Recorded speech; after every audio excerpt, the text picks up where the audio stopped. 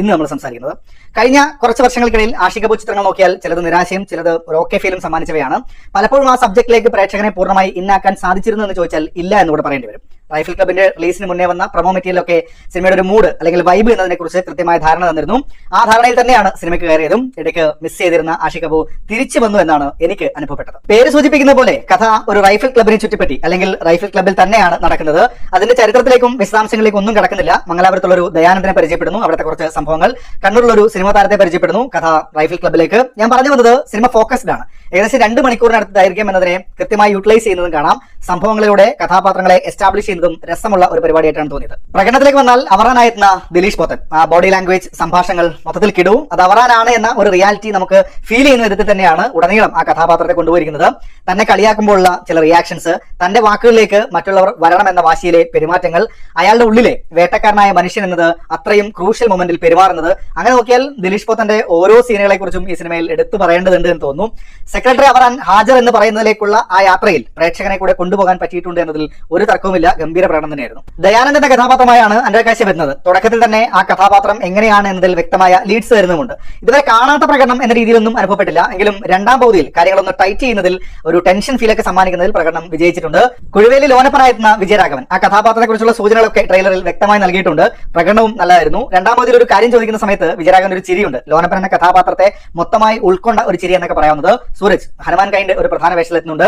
ഉള്ള സീനുകളൊക്കെ നല്ല പവറോടെ ചെയ്തിട്ടുണ്ട്. ഇനിയുള്ള കാലത്ത് ഒരു സ്ട്രോങ് ഫേസ് ആയി തന്നെ സിനിമയിൽ കാണും എന്നൂടെ കരുതുന്നു. ഇവരെ കൂടാതെ ഒട്ടനവധി പേര് സ്ക്രീനിൽ വന്നു പോകുന്നുണ്ട്. ചെറിയ റോളുകൾ എന്നല്ല, സ്ക്രീൻ സ്പേസ് കുറവാണെന്ന് മാത്രം. ഒരു പ്രധാന പേര് വിട്ടുപോയി, വിഷ്ണു അഗസ്ത്യ. അറിയാലോ, ഇങ്ങനെ ഒരു സ്പേസിലേക്ക് ഒരു കഥാപാത്രമായി വന്നാൽ എങ്ങനെ ചെയ്യുമെന്നുള്ളത്. ആ പവർ ഉടനീളം കാണാം. ദിലീഷ് പുത്രനായിട്ടുള്ള സംഭാഷണങ്ങൾ, ആ സീനുകളും രസകരമായിരുന്നു. ഉണ്ണിമായ പ്രസാദ്, വാണി വിശ്വനാഥ്, സുരേഷ് കൃഷ്ണ, വിനീത് കുമാർ, സുരഭി ലക്ഷ്മി, ദർശന രാജേന്ദ്രൻ, സെന്ന ഹെഗ്ഡെ തുടങ്ങിയവരൊക്കെ സിനിമയിൽ വന്നു പോകുന്നുണ്ട്. അവരുടേതായ മൊമെന്റ്സ് സമ്മാനിക്കുന്നുമുണ്ട്. കാസ്റ്റിംഗ് എന്നത് മൊത്തത്തിൽ സിനിമയ്ക്ക് പോസിറ്റീവായി തന്നെ വന്ന കാര്യമാണ്. ടെക്നിക്കൽ സൈഡ് പറയുമ്പോൾ ആദ്യം പറയേണ്ടത്, കാണുന്നുണ്ടെങ്കിൽ നല്ലൊരു തിയേറ്ററിൽ തന്നെ കാണേണ്ടതുണ്ട്.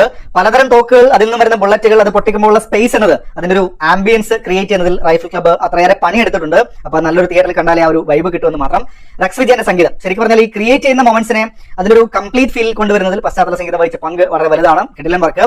ആഷിക് കപൂർ തന്നെയാണ് ചിത്രത്തിന്റെ ഛായാഗ്രഹണം നിർവഹിച്ചത്. നല്ല കുറെ ഷോട്ട്സ് ഉണ്ടായിരുന്നു. അതിൽ തന്നെ അവസാനത്തേക്ക് അടുക്കുമ്പോൾ ഈ വിജയരാഘവനെയും കൂടെയുള്ളവരെയും ചേർത്ത് വെച്ചൊക്കെ ഒരു കിടിലൻ ഷോട്ട് തന്നെയായിരുന്നു. മൊത്തത്തിലൊരു ലൈവ് ഫീൽ നൽകിക്കൊണ്ട് തന്നെയാണ് സിനിമ ഉടനീളം മുന്നോട്ട് പോകുന്നത്. സാജന്റെ എഡിറ്റിംഗ് കൂടെ പരാമർശിക്കേണ്ടതുണ്ട്. ബുള്ളറ്റ് പുറപ്പെട്ട് അതിന്റെ ലക്ഷ്യസ്ഥാനത്ത് എത്തുന്ന മൊമെന്റ് ഒക്കെ കൈയടിയിലേക്ക് കൊണ്ടുപോകുന്നതിൽ എഡിറ്റിംഗ് എടുത്ത് പറയേണ്ട ഒരു കാര്യമാണ്. പിന്നെ പാരലായി കഥ പറയുമ്പോഴും ആ ഒരു ടെൻഷനൊക്കെ ബിൽഡ് ചെയ്യാൻ സാധിച്ചിട്ടുണ്ട്.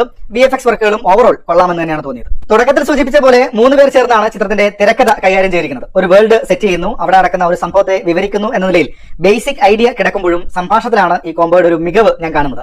അവരടക്കമുള്ള കഥാപാത്രങ്ങൾ, അവരുടെ ഒരു രീതി, ജീവിതം, വേട്ടയാടലൊക്കെ പെട്ടെന്ന് എസ്റ്റാബ്ലിഷ് ചെയ്യാനും ആ കഥാപാത്രങ്ങളെ കൃത്യമായി ഡെവലപ്പ് ചെയ്യാൻ തിരക്കഥയ്ക്ക് സാധിക്കുന്നുണ്ട്. ഇവർക്കിടയിലെ കൊടുക്കൽ വാങ്ങലുകളിലെ സംഭാഷണങ്ങളുണ്ടല്ലോ, അത് റൈഫിൾ ക്ലബിന്റെ ഒരു പ്രധാന പോസിറ്റീവ് തന്നെയാണ്. അത്രയും സീരിയസ് സിറ്റുവേഷനിൽ തന്നെ വരുന്ന കോമഡി എന്നത് അതുകൊണ്ട് തന്നെ നല്ല രസമായി തന്നെ വർക്കാവുന്നതുമുണ്ട്. Double meaning സംഭാഷണങ്ങളുണ്ട്. ഒരിടത്ത് ഡബിൾ മീനിങ് ആണ് എന്ന് അവറാൻ തന്നെ പറയുന്നതുമുണ്ട്. ആ സ്പേസിലെ കഥാപാത്രങ്ങൾ അവർ ഇങ്ങനെ ബിഹേവ് ചെയ്യുന്നതിൽ, സംസാരിക്കുന്നതിൽ ഒരു അസ്വാഭാവികത തോന്നാതെ തന്നെ അത് പ്ലേസ് ചെയ്യുന്നു എന്ന് തന്നെയാണ് എനിക്ക് തോന്നിയത്. വേട്ടയ്ക്കൊക്കെ പോകുന്ന കുറച്ച് ആൾക്കാരുടെ സംസാര ശൈലി എന്നാൽ തന്നെയാണ് അത് കൊണ്ടുവന്നിരിക്കുന്നതും. എഫക്റ്റീവായി തന്നെ അതിനെ പ്ലേസ് ചെയ്യാൻ തിരക്കഥയ്ക്ക് സാധിച്ചിട്ടുണ്ട്. വേട്ടക്കാരനും കാടും വേട്ടയും നിറയെ ആയുധങ്ങളും ഒക്കെയായി ഒരു കൂട്ടം, ജീവിതം ഒരു തരത്തിൽ ആഘോഷം, അവരുടെ വേട്ടയും അവരെ വേട്ടയാടുന്നതും എന്ന പശ്ചാത്തലത്തിൽ ലെയറുകളായി അതിനെ പരിഗണിക്കാൻ നിൽക്കാതെ നേരെ തന്നെ പറഞ്ഞു പോകുന്ന ഒരു കഥയാണ് റൈഫിൾ ക്ലബിന്റേത്. ഹൈ മൊമെന്റ്സ് ഉണ്ട്, കൈയടിക്കാനുള്ളതുണ്ട്, ഇടയ്ക്ക് ചുരുക്കം ഇടത്ത് അല്പം ലോ ആവുന്നുണ്ട്, വീണ്ടും തിരിച്ചു വരുന്നുണ്ട്.